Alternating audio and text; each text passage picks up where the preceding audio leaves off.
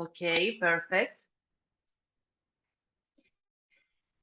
So we welcome you to the third day of the webinar series of Internship School.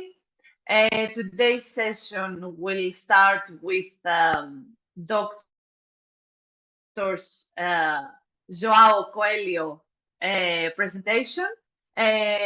So Dr. Coelho is a researcher at the University of Seville's Department of Condensed Matter Physics. He earned his PhD in chemistry from Trinity College Dublin and has specialized in sustainable nanomaterials for energy storage devices, especially in flexible and wearable technologies. So Dr. Coelho's talk today is entitled 2D Materials, Synthesis and Applications in Flexible Supercapacitor Manufacturing. And Dr. Coelho will discuss on how 2D nanomaterials like graphene and vaccines are revolutionizing the production of flexible supercapacitors. He will cover synthesis methods like liquid phase exfoliation and laser-induced graphene, both scalable for industrial applications. And these approaches provide cost-effective, sustainable, and high-performance energy storage solution for the future. So, Dr. Coelho, I would once again like to thank you for accepting our invitation to join this event. And the floor is yours. You can share your screen. Thank you very much for the kind introduction. I will then share my slides. Okay, can everyone see? Wait. Can everyone see the slides? Is everything okay? Yes, we can see. Okay, thank you. So I will then start. I will skip the part of the introduction. It was already very well done. So I'll be describing you a little bit the work I've been conducting and how's the field of 2D nanomaterials regarding the synthesis and application of flexible supercapacitors. Okay, so I will do a brief introduction to nanomaterials and 2D nanomaterials in particular, and I'll do an introduction to supercapacitors. I think if you are in this summer school that already started, it's not the first day, you have already heard a lot about 2D nanomaterials and their importance, but I'll try to keep tabs on that, not to go too far in detail because I don't think we'll need it. And then, as it was said, I will talk about the liquid phase exfoliation and laser-induced graphene for material synthesis. In this case, I will give a little bit more effort on the laser-induced graphene, the so-called LIG, because it's less known, and I believe for the other talks, you'll see a lot of scope. The scope of other talks will be as well on materials produced in liquid phase, so I'll try to give something fresh and novel to this talk, and then I'll go for the fabrication of flexible supercapacitors. Okay, so let's start. Okay, so we know very well that we are all living already in the digital world. Okay, it's a venture with less than 100 years. Most of us don't remember the large computers, and that they didn't have much power to do anything, just basic calculations that have been quickly being shrank until we have the micro technology nowadays with the invention with the microchip.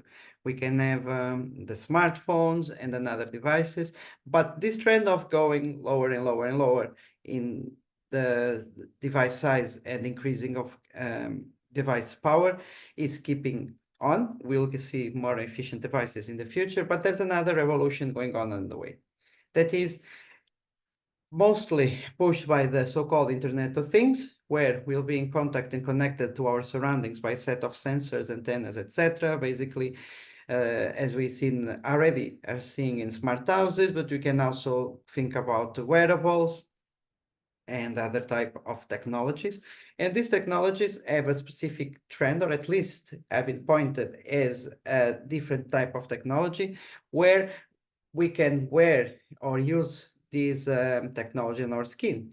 And as such, we expect them to be flexible, thin, and lightweight. So we use them, but we are not getting bothered by them. They should be energy autonomous, they have wireless communication, be safe, and environmentally friendly. Okay. So there's a lot of importance here on the flexible technologies. And nanomaterials, or low-dimensional materials, they're being a massive help to do this this revolution. We have a lot of different type of materials from the 0D, 1D to the 3D, each one of them with its proper advantages in the fabrication processes and with their own unique properties. But in this specific case of these seminars, we are based only on the 2D nanomaterials. And this is a very large family. I'm sure that you are all aware of the graphene family, the most popular one, the one that in 2010-12 started the rush for the layered materials. But we also have the chalcogenides and oxides that were materials of conventionally used on electronics and another type of technologies that, as long as they are layered, they've been produced as 2D materials. And more recently, we have the MXenes family. MXenes also represent a game change on the trajectory of the 2D materials, as they have very, very, very interesting properties. They can be produced in large scale, and they have been suggested for a whole range of applications, not just for energy storage. So yeah, if you are interested and you start Googling and looking for 2D materials for energy storage, for sure, you are going to see a lot of work on MXenes, because they indeed have a lot of, their properties are quite interesting. These are the natural families we know. If we don't have the material that we want, if there's not available, we can always think about doing it ourselves. So we can see there is a wide range of materials on this 2D materials family. Okay, but here we are going to talk about supercapacitors, and to make this link between the materials and supercapacitors, let's understand first what supercapacitors are. As the name suggests, supercapacitors we'll see very commonly in the internet. They are so-called electrochemical capacitors, are energy storage devices, okay? And they are very similar to the conventional capacitors. We have two electrodes. The difference in here is that these electrodes are immersed in an electrolyte solution with ions, okay? And they are separated by a polymeric membrane that prevents the electrodes from short-circuiting. When we apply a voltage across this capacitor, positive ions are going to move towards the negative electrode, and the negative ions are going to do the other way around, okay? So the big thing about these supercapacitors is, if we think the capacitance is directly proportional to the area of the plates and inversely proportional to the distance between the electrodes, if we use high surface area materials, like 2D nanomaterials, we know that we can increase this capacitance by orders of magnitude, okay? And the same thing goes for the distance, because the distance for these devices, the distance that separates the plates, is actually the distance between the negative or the positive electrode that we have in the capacitor and the layer of ions that is attracted on its surface. So usually we can say that the separation is on the size of the water molecule diameter. I mean, a very, very small distance. So again, we can increase the capacitance of these devices by orders of magnitude, okay?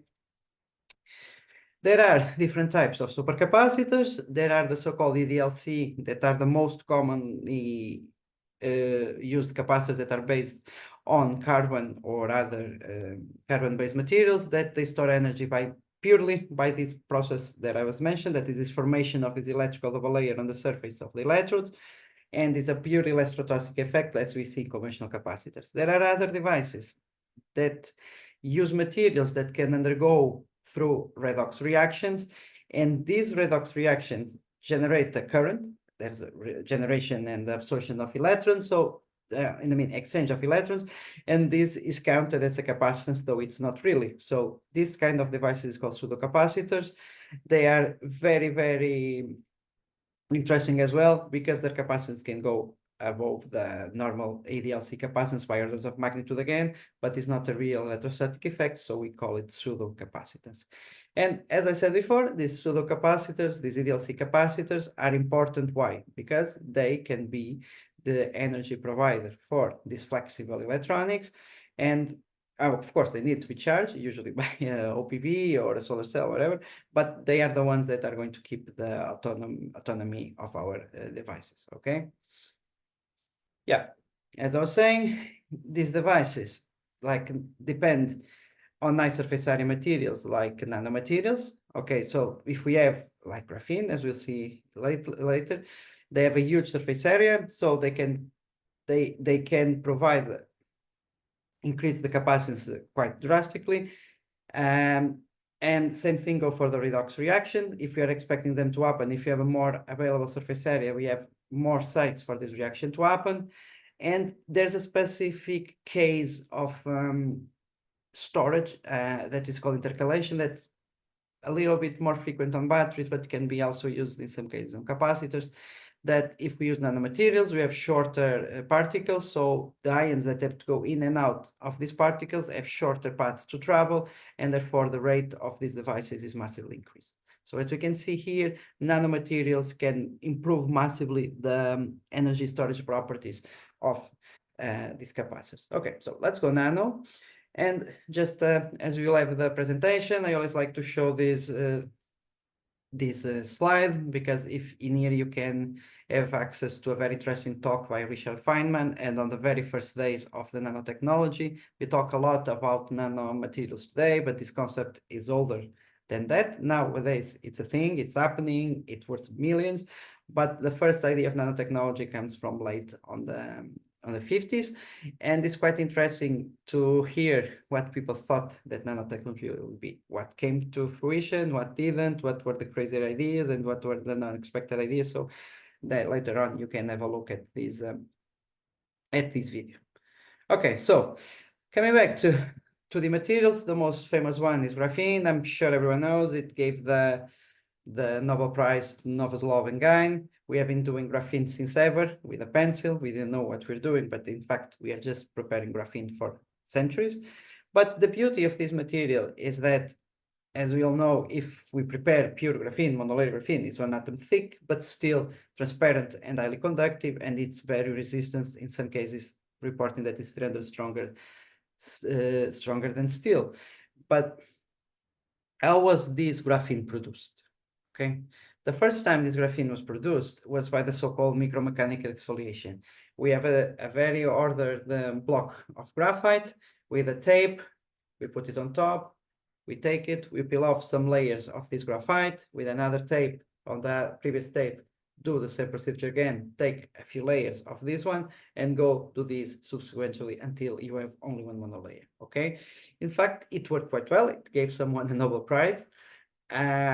In some ironic way, is the best graphene so far produced was by this method, but as you can imagine, is not appropriate for anything but lab scale, and is a quite tedious process that requires a lot of people working for a few layers of this material. Okay, so not surprisingly enough, there has been a lot of approaches being developed for the last couple of years to produce this graphene.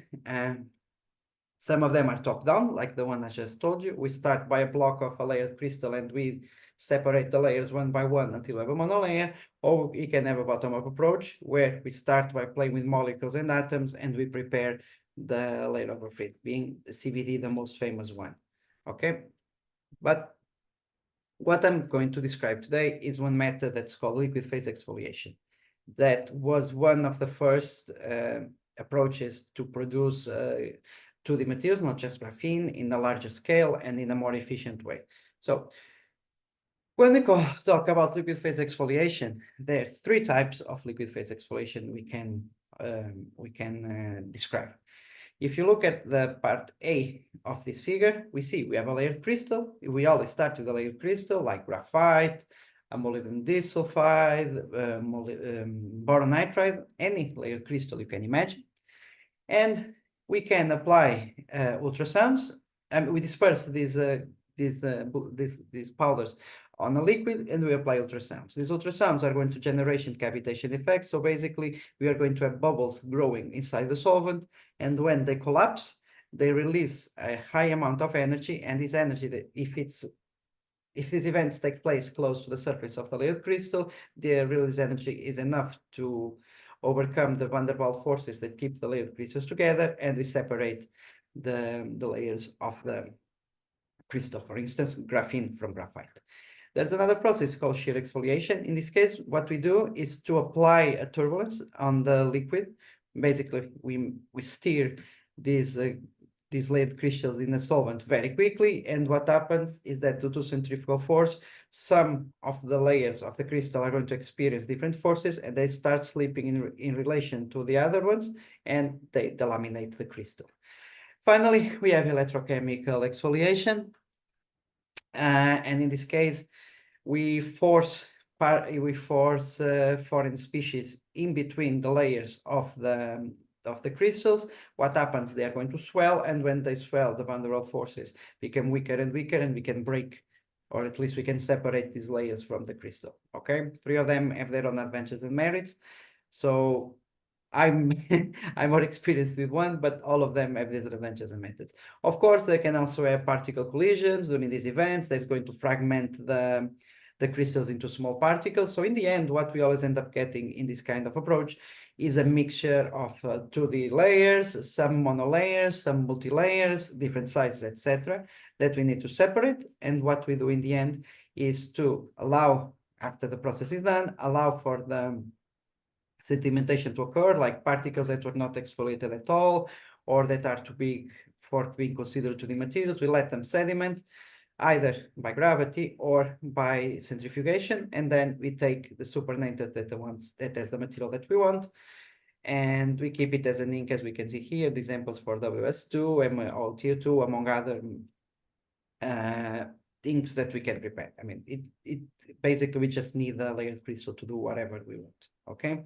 So very quickly, disperse this layered crystal in a range of solvents, apply, in this case, ultrasound to the dispersion, and then clear, purify obtain the dispersions. And as you can see here, these dispersions have very different colors. And when they have these very different colors, it means that the different solvents have different properties when it comes to stabilize these 2D materials.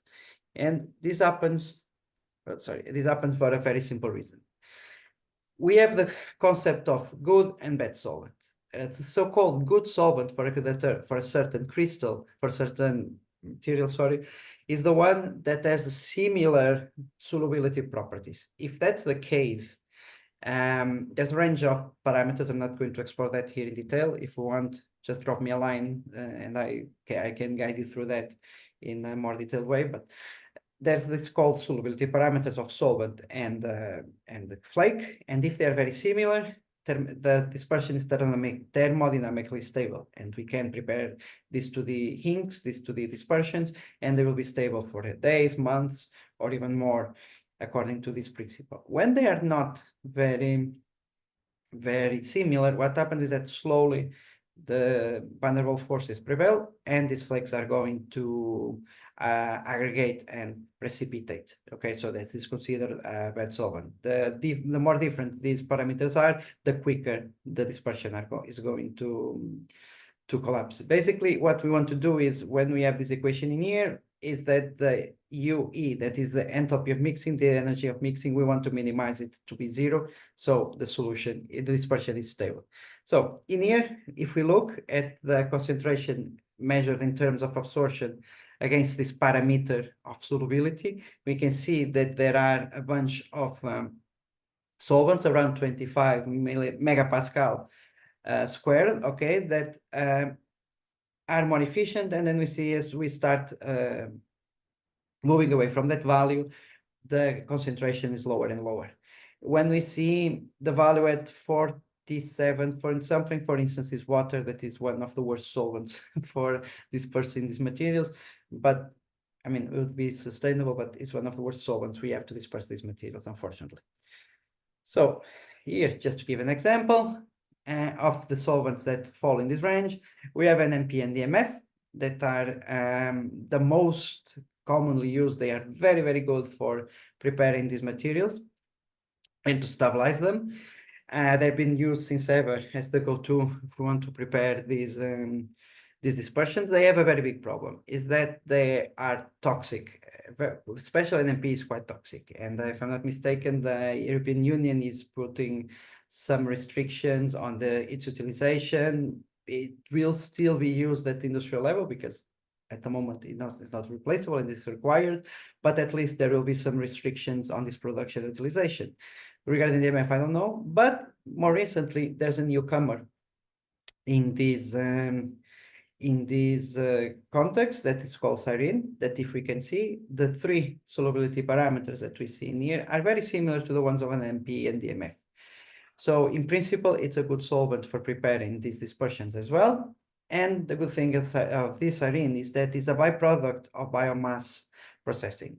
Up to now, it has no potential health issues.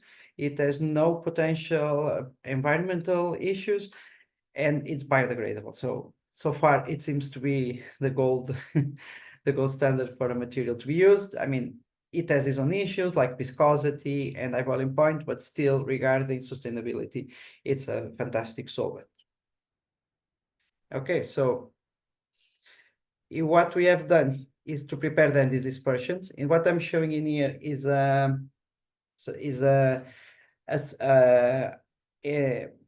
spray tool that we prepared in our labs to do the spray of these dispersions of graphene and Cyrene, and we obtained this kind of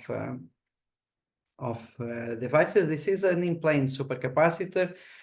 If you read, as I was telling you, supercapacitors are described as two electrodes immersed on electrolyte separated by a membrane. I mean, that's the classic definition. But what happens is that when we're talking about flexible technologies, we want them to be as thin as possible. So this configuration of interdigitation is the mostly used instead, because we can have everything in plane, it's thinner, and the fingers you see, so basically they're the positives and negative electrodes of the device, and the separator and the electrolyte is then made by a polymeric gel. In this case, we use PVA with sulfuric acid that will act as the electrolyte, okay? And in the end, what we got, it's a film like this. We have a very nice porous structure of graphene. I think it can be said that it exhibits high surface area as we would like to for this type of devices. There's a small issue with sheet resistance. We can see slightly high, 250 ohm square can be considered quite high. If you think about copper or silver, the sheet resistance is way lower. And why I'm saying this, because in this case, when we're talking about graphene, as graphene is supposedly conductive, what happens is that in this type of devices, we can use the graphene as both electron current collector. So we don't need to use other materials or complicate the synthesis of these devices. But as we can see, the sheet resistance is quite high. We have to do a trick. I mean, is a processing step that is to mix these dispersions of graphene on Cyrene. First, we transfer them to a better solvent that has lower boiling point, and then we mix it to the conductive agents like P.PSS to make it more conductive. What is the main advantage here when people talk about MXenes, and why people quickly move from this graphene to MXenes? Graphene suffers from this problem. When we try to like this case, I did a spray coating of this ink. What happens is that graphene tends to quickly wrinkle and to aggregate upon deposition. It's not easy to deposit a single layer, flat single layer of graphene, okay? And it tends to have a huge sheet-to-sheet resistance, what doesn't help on the processing of these devices, and it reflects on this high sheet resistance. And MXenes, on the other hand, they present a very high electrical conductivity, and they tend to align very well upon the position, what helps to produce an electrode with much better properties. That's why people are after MXenes for the device fabrication, okay? But I was saying, in this case, to overcome the high boiling point of this Cyrene, we transferred these materials into to propanol. We mix with P.PSS, a conductive polymer, and then we assemble the devices and make some measurements. As we can see here, I don't know if you are all familiar with, so I put the equations in here. For a capacitor, the current response is directly proportional to its capacitance that we expect for a certain material to be a fixed property, a fixed value, a fixed property. And if we scan at a constant pace, when I say scanning voltage, if I change the voltage of these capacitors at a constant pace, like this dVdt, what we should have is a rectangular response for the current, and that's one of the typical signatures of supercapacitors, okay? And in this case, you see it quite well. That, I mean, it's not perfect. Of course, there are other things that need to be considered, like the way the sample is mounted, the all measurement equipment, etc. But we can see that even up to 100 millivolts per second, we can have a very clear and defined shape, what indicates that this graphene with PSS actually works quite well as a supercapacitor. When we measure the response in voltage, we do the other way around. We fix the current and we let the capacitor charge until a certain voltage that we define. In this case, is 0.8. Some people with this kind of system can go to 1. Others have been said that they can go to 1.2. But there are some effects that after 0.8 volts start interfering with our signal. So I kept it like that.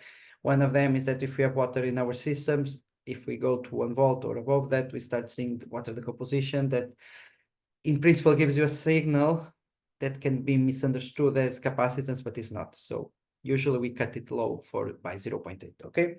And in this case, not squares, we have triangles. They are not perfectly triangular, but they are close to it. So we are quite happy with these results, showing that in fact, this graphene can be produced in a sustainable manner to produce supercapacitors. More interestingly, is what it happens when subject these capacitors to continuous bending. In this case, what I have done, it was manually bending the device 100 times and measure the curves you see here. After the measurement, another 100 times measure, etc. And we can see that after these 1,000 bending cycles, the capacitance is more or less kept constant, what is a good sign, showing that these in fact can be used in flexible technologies. It has a small variation when we are measuring, but for me, that's within the error of measurement, so it's okay. You can also see that in the first cycles, the capacitance retention goes over 100%, what doesn't make sense, but it always happens, or a lot of times it happens, let's not say always, it happens a lot of times when we're talking about these devices with solid electrolytes. It has to do with a lot of times with as we start deforming them, we are increasing the contact between electrolyte and particles. Some parts of the structure may open, exposing more area for the electrochemical or the formation of the double layer. So it's always common to see a slight increase on these capacitance for the first cycles that then stabilizes upon cycle. Okay, so if you see this anywhere, it's not a mistake. It tends to happen. Okay. And when we're talking about these 2D materials, in this case, I showed you just graphene, but the beauty of these materials is that we, in principle, can use them as Lego bricks. For instance, I told you that I deposit graphene. I'm using it as a current collector in the electrode, but it doesn't have to be like that. I can use it only as a current collector, and then I could put on top, let's say, MuS2 that has been used as a supercapacitor material. And in this case, the active material for my device would be MuS2, and the graphene would be the current collector. We can, in principle, use any layered material that we know and use it as bricks to build up devices. If I'm not mistaken, tomorrow, I don't know if Dr. Adam Kelly is going to mention his work. He has done a very, very interesting work on printed transistor that is based on this approach, where we basically all the layers of the transistor are different 2D materials that are stacked on top of each other to build a transistor. Okay, so think about these 2D materials, as I was saying, as Lego bricks, and let your imagination do the rest. And yeah, we could indeed build very interesting devices. Okay, regarding this, I show you the spray coating, but I'm almost sure that spray coating is not the only way to produce these supercapacitors. We have another techniques, being inkjet printing, one of the most famous ones, due to its high resolution and low waste generation. that is a matter to be taken into consideration when we talk about scalability and sustainability of a process. I mean, it has its drawbacks, but if we don't want to, if we don't want to go for large areas, this type of inkjet printing is amazing to produce interdigitated electrodes or other kind of configuration. As long as we produce the inks that we want, we can just deposit them. Of course, there's a lot of tweaking here because there's some rheology that has to be considered, but for the lab scale, small scale, inkjet printing is an amazing technique. Basically, this is a fancy printer in comparison to the ones we have at home or the offices, but the principle is exactly the same. Okay. On the other hand, we can have this roll to roll where we take these to a larger scale, where we basically have our substrate, our inks, and then we have a pattern roll that prints the shapes that we want on this flexible substrate. And as you can see here, we can do with a large scale patterning. Basically, it's a roll that is passing. We put the ink, pattern the device that you want, and we can have hundreds of devices in a short period of time in comparison to inkjet printing. In this case, it's highly reproducible, it's cheap and reliable. It's a technique that has been used for a long time on industry for the preparation of devices and another printed electronics. But if you want the high resolution of inkjet printing, no, in here you don't get it yet, but you are close to it.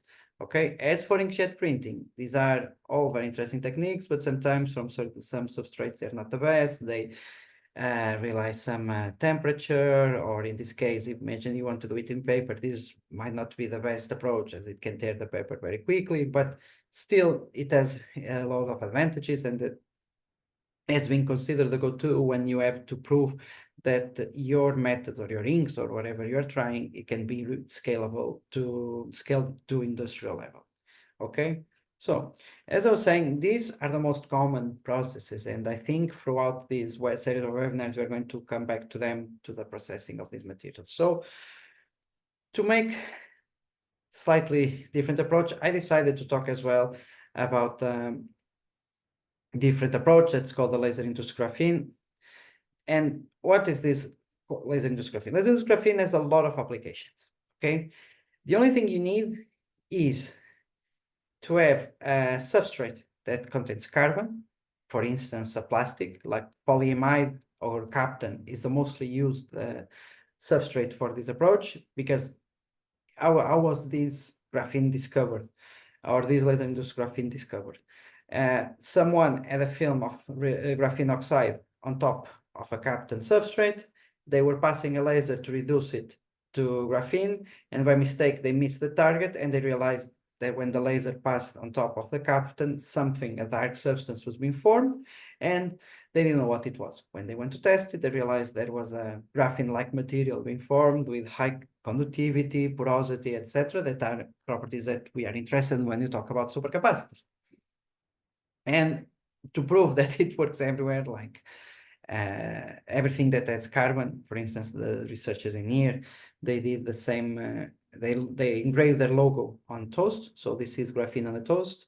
And then they went for potatoes and coconuts as well to show that any bio-based substrate can be used. But this is but this graphene induction is not just the only thing that this can do. If we have these substrates with metallic particles or precursors of metallic particles, we can also use this laser to prepare graphene wrapping metal oxide particles that keep pseudocapacitors, so we can have better pseudocapacitors. We can do ablation, we can do patterning. It's a quite interesting technique. It has its own limitations, of course, but it is a quite interesting technique, always related to the formation of graphene and other things that we would like to do graphene related. Okay, so as I was saying, how does it work? It's very interesting because it's a very fast reproducible and versatile method, as I said, to prepare different electronic components. We just need a substrate, pass the laser on top, and in this case, apply the electrolyte, make the contacts, and we have a device, in this case, a supercapacitor. as you can see in here. Something like this, okay? The beauty is that this is just one in Captain, but we can do a lot of them. We can just load, this is a digital approach, we can just load the configuration of the number of devices that we want to produce, and we can do all of them at once, at least at one patterning process. So it saves a lot of time when it comes to patterning. Yeah. Besides, it doesn't generate a lot of waste. So again, we are aiming at sustainability. The problem is that this has been mostly used in plastics, and we don't want to work with plastics. And why Captain? If you imagine, if we are using a very localized laser, it's we are providing a lot of energy in a very, very small spot size. So what happens is that this area is going, the temperature of this area is going to increase a lot, and we use Captain because Captain is a polymer known to be temperature resistant. If we want to go to other substrates like we've seen before, like the food ones, they really need to be thick so we can prepare this graphene without destroying the substrate. But well, we don't want these fixed substrates, so something has to be done. And okay, sorry, just a small recap on how we do the capacitor. This is just an example. Again, laser on a polymer with specific conditions. We have the film apply the electrolyte. We can have a capacitor. I don't know if we can play this video just to show you the overall process. Yeah. In this case, it's just to showing how the engrave works.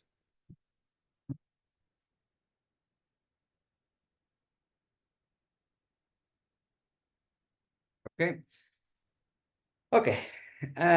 So we decided to move to other substrates to make this more sustainable. In this case, working in paper. But we know that if there's not an inert atmosphere, paper is going to burn very easily, and we can heat up a substrate until 2000 degrees if we are using this laser.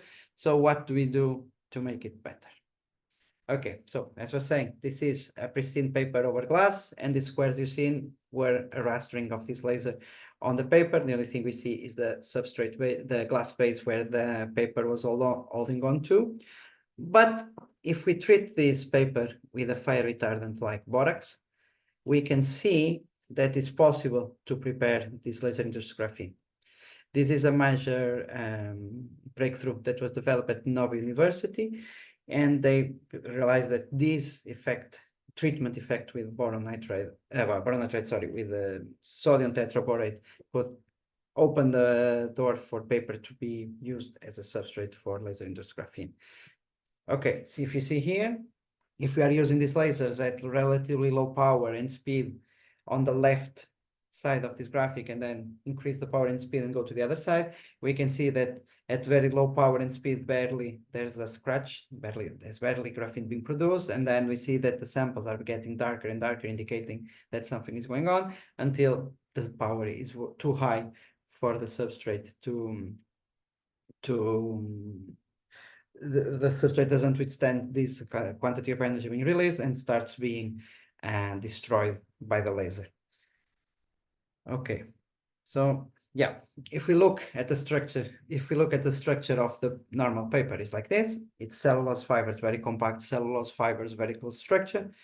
And when we start applying this laser, we can see that for low power, low speed, we have a very high sheet resistance that starts going down, down, down as we increase the power and speed until we reach a minimum value. And then this sheet resistance starts to increasing again. Why didn't I go over 3.5 watts? Because the paper was completely destroyed and we could not measure anything. But at this value of 3 watts at 8 centimeters per square, we can see that we have a completely different structure. It's a very, very open structure. This basically is the graphene that is being produced, exhibiting its high surface area. This is conductive. I mean, could be more conductive, but 30 ohm square is not bad for this kind of films. And as I said before, high surface area, it's very important for these supercapacitors. Yeah, just very quickly, how to prove that we have graphitic carbon. If we do the Raman spectroscopy, we can see the 2D peak showing up quite prominent. indicating, in fact, there is some kind of graphitic carbon structure, aligned carbon structure. The 2D peak is still quite small in comparison to the G peak. If it was a monolayer, the 2D peak would be much higher. In this case, it's not, so we don't have single layers, but at the same time, this LIG is a foam of very disorganized carbon layers, so it's very unlikely that we are going to see a signal so clear for a monolayer. And the XPS corroborates these results by showing that we have the prevalence of the sp2 carbons that is characteristic of graphene. So just a small recap of all of this. We do the laser induced graphene supercapacitors, as you can see in the piece of paper, already bent, showing that it's flexible, that we can make all of these at once, just define them on the computer that as you want. Then prepare the electrolyte, prepare the silver contacts for the device, and we go testing. Oh, sorry, there's a problem here with animation. We go testing the device for cyclic voltammetry and sorry, there's a problem here. Sorry, with the cyclic voltammetry and the GCD. I can see here that they are not as squared as we've seen before, or the change from the triangular shape is slightly changed. And this happens for the reason that, okay, this is not just perfectly graphene. Maybe there are other species being formed too. Some parts of this structure might be paper-based species that were not completely turned into this conductive graphene that we want. So all of this adds up to a little bit of resistance. So we don't have the perfect shape. It's quite similar, but we see that it's more resistive than it should be. But more importantly is when we look at the number 4 graph, is that after 10,000 cycles, we can keep a very good capacitance. So it's a very stable device. And this Coulombic efficiency, the ratio between how much energy we put in the capacitor and how much energy we can get out is around 100%. So it indicates a very good performance. Here, Dr. Coelho, sorry to interrupt you. You have 5 more minutes because, as I can see in the chat, we have a lot of questions to answer. So you have sorry, 5 I will more speed minutes. up. I will speed up. I'm getting to. Okay, so we can see that Okay, we can use these devices in series to power up Okay. devices. Okay, and yeah, this is just a device working based on this. I'm going to skip it because I want to show you again EDLC pseudocapacitors. So far I have shown you EDLC, but we can also go for pseudocapacitors. In this case, we use this LIG on paper to electrode the position of manganese oxide, a metal oxide on top of this LIG, and we assemble a device. And we can see that as function of time, there's an optimal time of deposition. We can get this very good conductor LIG, and on top we put manganese oxide that will contribute with the pseudocapacitance, giving a lot of more capacitance to the device in comparison to the LIG. Again, results more or less the same thing. It's just to show that the blue ones on the upper graphs basically are these electrodes with manganese oxide showing a high capacitance in comparison to the black ones that were barely LIG. Well, there's a loss of capacitance, but that has to do with the pseudo-capacitive effect. And we don't need just paper. We can do this on paper, cork. There's some other things that are interesting, like Parilene, that is a biocompatible polymer that can also be used for this LIG. As I said, as long as you have carbon and a laser, you can produce this graphene on any substrate you want. Okay, here was just talking about the reduction of metallic particles. We can embed the substrate with a precursor like manganese oxide precursor. Upon laser passing, we reduce this precursor to metallic particles, in this case manganese oxide, that as I said, has a very interesting pseudocapacitor properties, and can again tweak this to the material to be the basis for high performance supercapacitors. Okay, just to wrap up. So to the nanomaterials and energy storage, we have a lot of pros and cons, but we have seen that the pros, I mean, we can have increased energy density and power. We can do the device formulation. In this case, I show sprayed graphene. It can be jet, it can be LIG mixed with other things. We can also use them to thicker mechanical stable electrodes if we want, but at the same time, we can do lighter, thinner, and transparent electrodes. It's a matter of choice for the application. Everything goes. They can be inkjetted, they can be used to roll, they can be spray coated, they can be produced by laser. So these techniques already exist, so we just need to adapt the materials to them.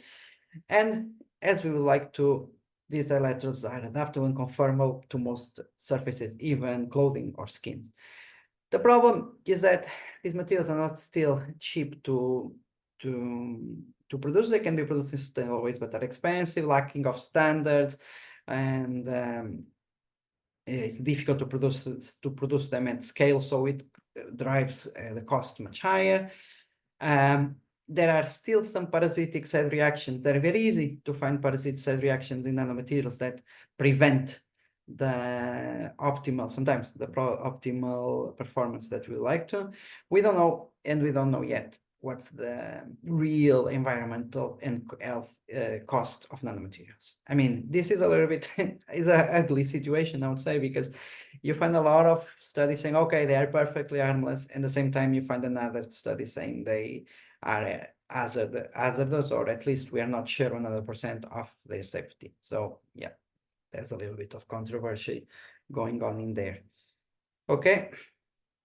So just very quickly, the acknowledgements that have to be done, the team, the research centers where I work, the funding bodies, and thanks for your attention.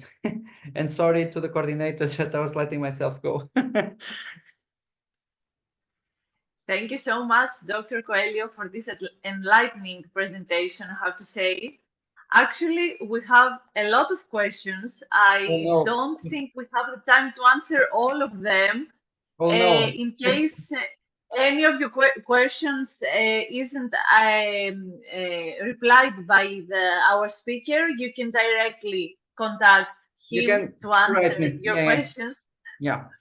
Okay, so let's start with the first question from Mr. Akram. All these methods are done in some specific solvents, so some of them are toxic, and there are possibilities of impurities in graphene which can affect the properties. Mm-hmm. How can we avoid such things to make graphene impurities free?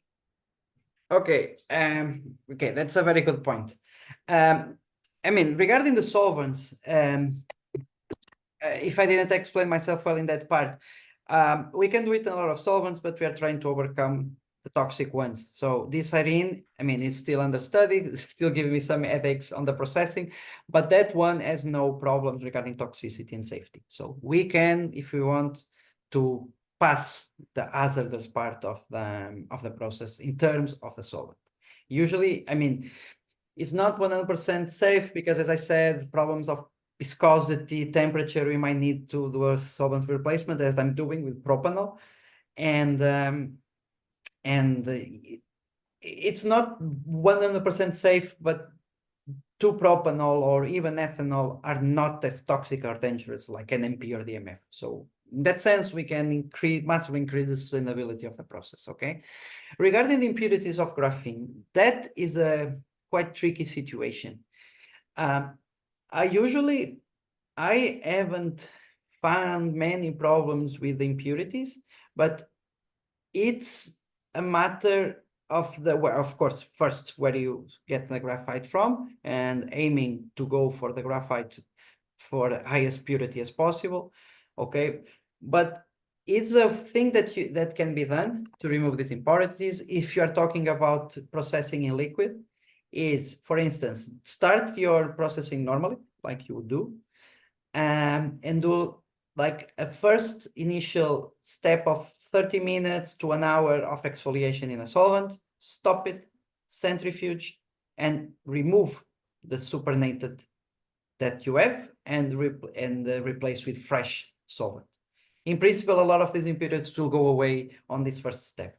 It's the way I know that is the best way to remove impurities when processing graphene. Okay, the other way, it's common chemistry. It's be very thorough with everything we use. I mean, for instance, I never process my materials without rinsing everything with a solvent I'm going to use, especially the vials where the exfoliation is going to take place like 2-3 times with the solvent I'm using. Because if there's impurities there that are soluble in the solvent, they will go away on this washing process.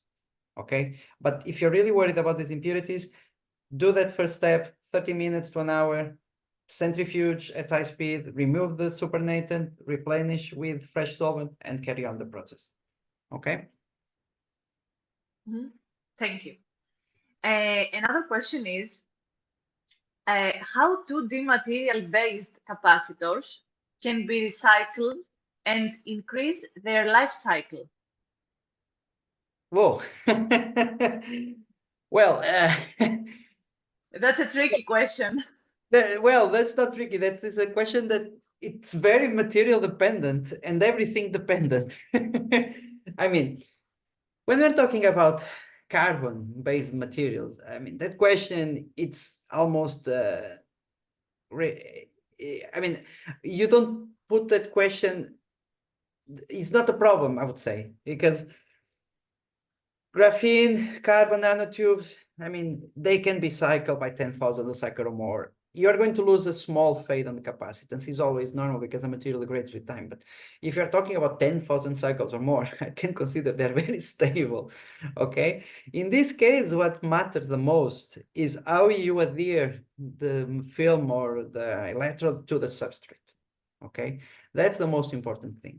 And it's another thing that and I was saying that I mix the graphene with P.PSS because it gives an extra layer of adhesion to the substrate. It makes them much more stable. If this adhesion to the for instance, if the graphene doesn't like the substrate, it's going to start peeling off very quickly.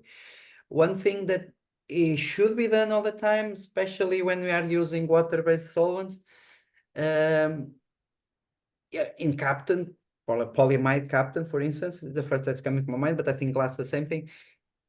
You need to do a treatment, a UV treatment or an oxygen plasma treatment of the substrates before the deposition of these materials to increase this adhesion to the substrate. Okay, if there's a good adhesion, if you're using carbon-based materials, it's likely that these supercapacitors are going to last for a long time. Okay, when we're talking about metal oxides or materials that are composites, there's an issue. I mean, these materials don't last as long as graphene. I mean, I'm talking about manganese oxide, and if it's a free film like the electroposited one, you see that in time they die very quickly. And because they are not properly attached to the surface, they tend to peel off, they degrade upon cycling. So the way always is, if you can, is to have some kind of binder. The one I would say, it's P.PSS because it helps keeping everything in place, increasing the lifetime of your device. And mixing these 2D materials with carbon nanotubes is also a very good idea because the carbon nanotubes wrap around the particles and they form a mesh. And they also tend to keep the structures more stable, giving them, again, increased lifetime. But yes, but I understand the point of the question. If you go beyond carbon materials, the lifetime of the supercapacitor is going to be reduced. So you really have to put effort on good adhesion to the substrate and good adhesion of the particles between themselves. Other way, the electrodes are going to die very quickly. Okay, I hope I answered the question, but. Okay, thank you. And I think that we have time for one more question. If we take a lithium-ion battery, is there a possibility to use nanotech to reduce the high time taken from 80% charge? Sorry, I didn't understand the question. I will repeat it. If we take a lithium-ion battery, is there a possibility to use nanotech to reduce the high time taken from 80% charge? Yes. Yes, I mean, I didn't put, we have some work done on that. I didn't put in here because this was about supercapacitors. But yes, you should be, the charging time should be reduced if you use smaller particles. I mean, it's a little bit some things I'm going to remind a little bit in the hypothetical side. But as I was saying, if you think that most of the particles that we have for batteries nowadays are micrometer size, and we need to put ions inside of these structures, the diffusion path for the ions, the lithium ions in this specific case, it's quite high. So it's taking way longer. If we have a nanoparticle, in principle, what's going to happen is that the ions can get inside of these of the electrodes much faster, reducing the charging time. There are problems with nanomaterials for batteries as well, especially when I talk about parasitic reactions. They come mostly from lithium with these particles, but yeah, that's an idea, is to use nanoparticles to reduce the charging time of batteries. Yes. Thank you so much, Dr. Coelho, once again, for accepting our invitation to join the webinar series in Infrastructure School. Actually, there are some more questions. Maybe our participants can contact you to answer them. Yes. Or maybe we'll gather all these questions. Here is Dr. Coelho's email address. So or maybe we can gather them to send them to you to answer them. Thank you so much again for your participation. And we can move to our next speaker. Let me just stop recording.